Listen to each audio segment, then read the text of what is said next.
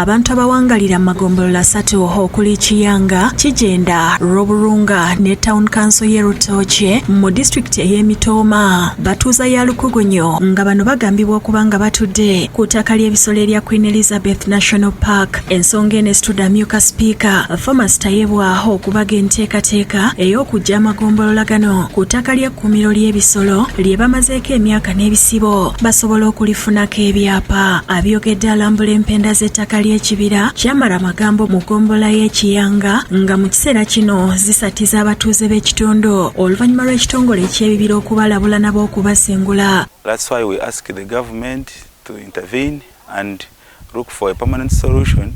Tayebwa abadde awerekeddwako ababaka kakiiko ka Parliament ak'ebyobusuubuzi n'obulambuzi ab'ekitongole kya NFA n'ekyo ekivunaanyizibwa ku bisolo by'omu nsiko kiwuwa ne bakkaanya okuddamu okutereeza ensalosalo z'ekibira kino abatuuze ze balumiriza okuyingira mu ttaka lyabwe.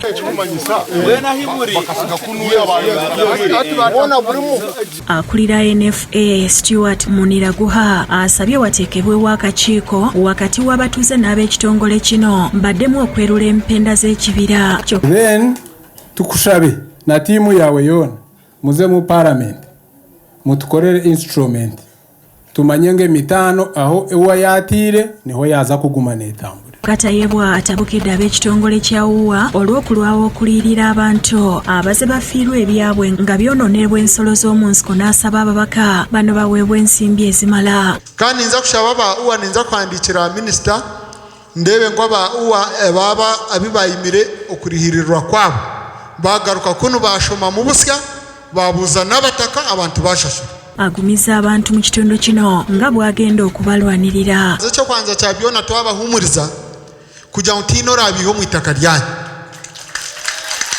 nituza kubarwanaho na nageti kubasa gona ture mutino wabiho mu itaka lyanyu.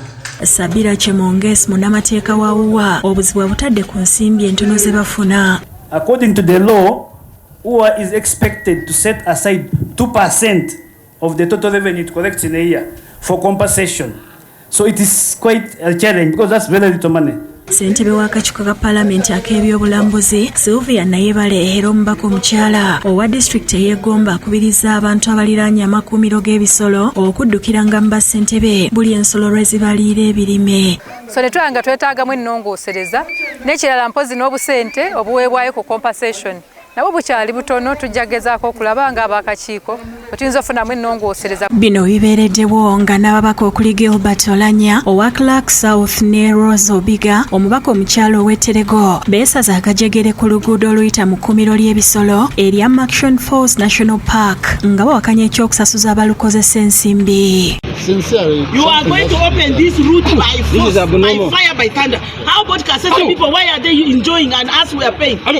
We don't know nonsense. We told Parliament we shall be driving here for free. Everybody must go for free until that 3 months is done. Kiddiridde olutindo lwa kaluma okuggalwa ku bbalaza ya wiiki eno okusobozesa okuluddaabiriza kuba lwali lufuuseganyegenya ku Parliament ku Lwokusatu. Ababaka abava mu bitundu eby'obukiikakkono bw'eggwanga baasaba gavumenti okuggyawo ensimbi zino oba okuzikendeeza okutuusa nga olutindo luwedde okukolebwa, ekintu amyuka Speaker Tayebwa kye yasaba gavumenti okukolako mu bwangu. When you look at the amount of money you're going to collect from the national park versus the business you are going to kill during that time for the region, they don't add up. Sabira Chemonges munamateeka wa Wuwa asabye abantu okujja ebyobufuzi mu nsonga eno era n'alambika nti n'amakubo agasobola okukozesebwa watali kusasula nsimbi weegali. The gate via Bugungu is free for small cars and for all cars. All these buses, no one pays any money. The only gate where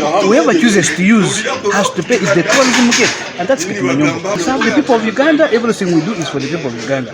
We request the leaders to be focused, not to instigate and not to go for cheap politics of inciting violence in the people. Fred Kajubi yakusakidde eggulire lino ku Lwabukedde TV. You are going to open these roads or you lose your jobs. Why is the minister not